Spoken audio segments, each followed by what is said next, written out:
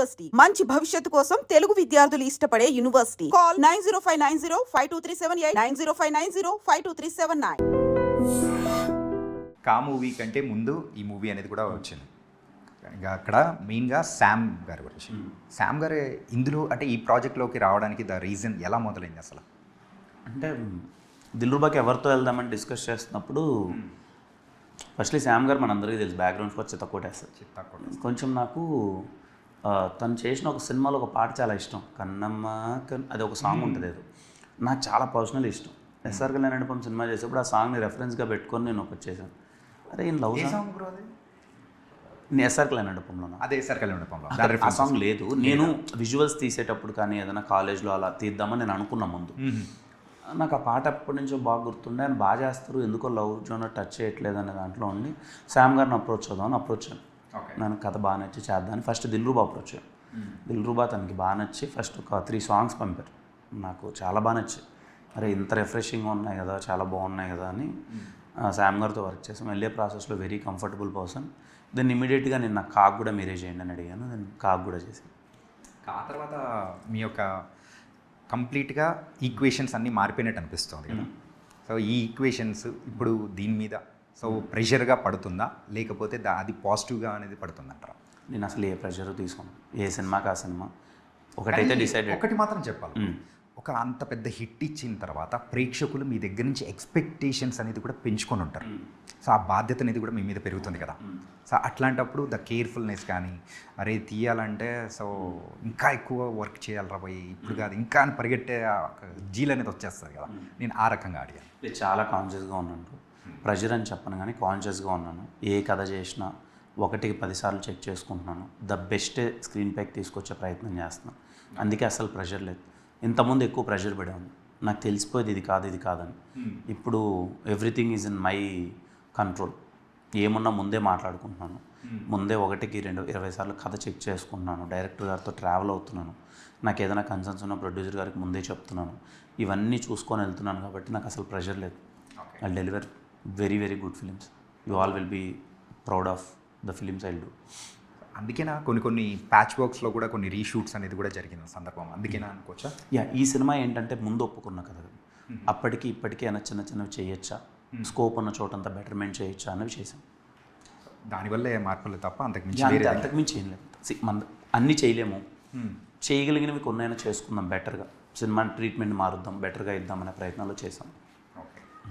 దిల్రుబా అనేది ఏ set of ఆడియన్స్కి ఎక్కువగా నచ్చే అవకాశాలు ఉంటుంది? Youth 20 to 40. 40 కూడా యూత్లో చేసేసారు. 40 ఏళ్ళు వాళ్ళే ఎక్కువ యూత్ఫుల్గా ఉన్నారు ఇప్పుడు. వాళ్ళ మనం అంకుల్స్ అనుకుంటాం కానీ వాళ్ళే 40 years వాళ్ళు ఇంకా వాళ్ళే మంచి యూత్గా ఉంటారు. వాళ్ళతో ఎప్పుడైనా మీరు మంచి సిట్టింగ్ అండి, వాళ్ళే మేము రా యూత్ అని అంటారు. ఇప్పుడు వచ్చే మీమ్స్ కానీ ఏం మనికిరా, అంతే కదా, మొత్తం దొరికేది అక్కడి నుంచి అంతే కదా. ఓకే, మనకి సూపర్ బ్రో.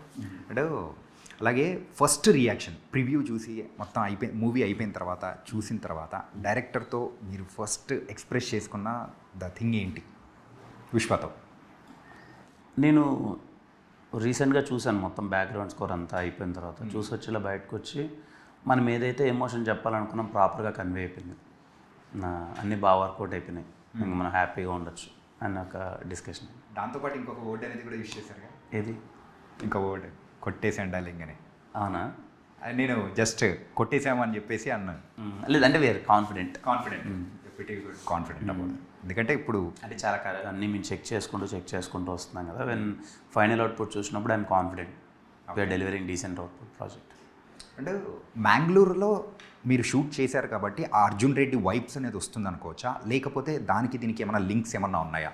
అది ఏమి ఉండదండి. అప్పుడు అర్జున్ రెడ్డి వచ్చినప్పుడు కొంచెం యాంగర్ క్యారెక్టర్ కదా, అది చాలా బాగా పెద్ద హిట్ అయింది ఆ సినిమా. సో ఇంకొక ఏ యాంగర్ క్యారెక్టర్ వచ్చినా ఎక్కడో తెలియకుండా రిలివెంట్గా అలా మాట్లాడతారు అంతేకాని దీనికి దానికి ఏ సంబంధం ఉండదు. సో సారీ అండ్ థ్యాంక్స్ ఎందుకు చెప్పరు బ్రో? అదే సినిమా మీరు ఆ పాయింట్ చుట్టే తిరుగుతుంది. అండ్ ఇంకొక మోస్ట్ ఇంపార్టెంట్ క్యారెక్టర్ గురించి కూడా అడగాలి, బైక్. ఆ బైక్ ఎమోషన్ మీకు సో సినిమాల్లోనే కాకుండా పర్సనల్గా ఉందా? నాకు బైక్ చాలా ఇష్టం. నేను ఫస్ట్ టైం బీటెక్లో నా అంటూ నేను బైక్ నాకు కొనించింది బీటెక్ ఫస్ట్ ఇయర్లో FJ డేస్. ఇప్పటికీ ఉంటుంది, కింద ఉంటుంది, మీరు ఆఫీస్లో కింద ఉంటుంది ఇప్పటికీ. 12 ఇయర్స్ 13 ఇయర్స్ అయిపోతుంది కానీ బైక్ ఇప్పటికీ అలాగే పెట్టుకున్నా. బైక్స్ అంటే అబ్బాయిలు మనందరికీ పిచ్చే. తర్వాత ఎన్ని కార్లు కొనవచ్చు ఏమైనా అవ్వచ్చు కానీ దట్ బైక్ ఫీలింగ్ ఒకటి ఉంటుంది కదా, సర్రాని బ్లడ్లో కొంచెం అనిపిస్తుంది. ఉంటుంది. ఓకే.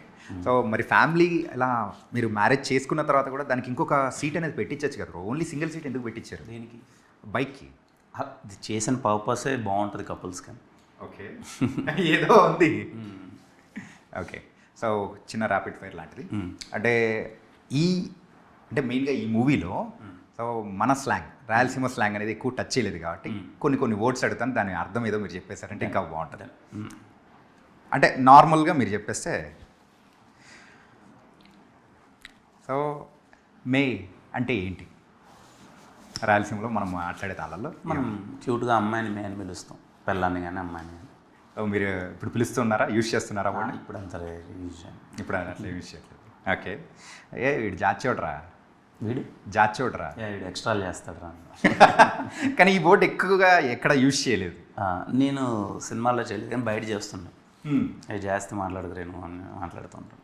జాస్తి మాట్లాడుతుంటాడు జాచోడు అని చెప్పేసి. ఓకే. తోలుకొనిరా, తోలుకొనిరా, తీసుకొనిరా, తీసుకొని మనం తోలుకొనిరా అంటాం. అలాగే ఏదో మాదిరిగా ఉంది మామ, ఏదో తేడాగా ఉందా? ఏదో తేడాగా ఉంది. ఎక్కువ యూజ్ చేస్తుంటారా? నేను యూజ్ చేస్తాను. ఎక్కువ మాదిరిగా ఉంది మామ, నేను ఏదో మాదిరిగా అదో మాదిరిగా ఉందిరా అన్నట్టు మాట్లాడతాను.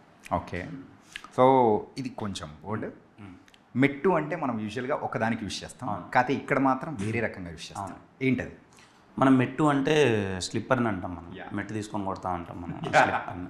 ఇక్కడ వీళ్ళు మెట్టు అంటే వాళ్ళు అది అనుకోరు, లైక్ దే టేక్ మెట్టు అంటే వీళ్ళు ఇది స్టెప్స్ అనుకుంటారు. చాలా డిఫరెన్సెస్ ఉంటాయి. మనము ఎర్రగడ్డలు అంటాం మనం, ఇక్కడ ఎర్రగడ్డలు అంటే తెలియదు వీళ్ళకి. వీళ్ళు ఎర్రగడ్డలు అంటే మనం ఆనియన్స్ని ఎర్రగడ్డలు అంటాం, వీళ్ళు అనరు. అది ఉన్నాయి కొన్ని అలా సరదాగా అటు అంతే తీసుకెళ్ళి మళ్ళీ తీసుకొని వచ్చినట్టు. అదే. సో భయ్య యూజువల్గా ఇంత స్టార్గా మనం ఎదుగుతూ ఉన్నా కానీ కొంతమంది డైరెక్టర్స్ దగ్గర వర్క్ చేయాలని ఖచ్చితంగా అనిపిస్తూ ఉంటుంది. సో అలా మీకు అనిపించిన డైరెక్టర్ ఎవరు? అలా ఇప్పుడు అది ఆ జోన్ అయితే లేను. సో హ్యాపీగా మనకు వచ్చింది, మనకు మంచి కథ ఎక్కడ వస్తే చూస్ చేసుకుని వెళ్దాం, అదైతే లేదు ఇప్పుడు ప్రస్తుతానికైతే. ఆ మైండ్ సెట్లో లేదు. ఇప్పటివరకు మీరు అయితే కంప్లీట్ 10 మూవీస్ అనేది వర్క్ చేశారు. ఈ 10 మూవీస్లో ఏ హీరోయిన్తో మళ్ళీ వర్క్ చేయాలి అని అనుకుంటే ఏ హీరోయిన్తో వర్క్ చేస్తారు? అది కూడా లేదు. టు బి వెరీ హానెస్ట్, అది కూడా అదేం లేదు. నేను అలా ఎప్పుడు చెప్తే మళ్ళీ అదో ఇది ఎలాగో చెప్తారులే అన్నట్టుగానే, అందుకే అదేం లేదు. అంటే అలా ఎప్పుడు పెట్టుకోను అంతే. ఓకే.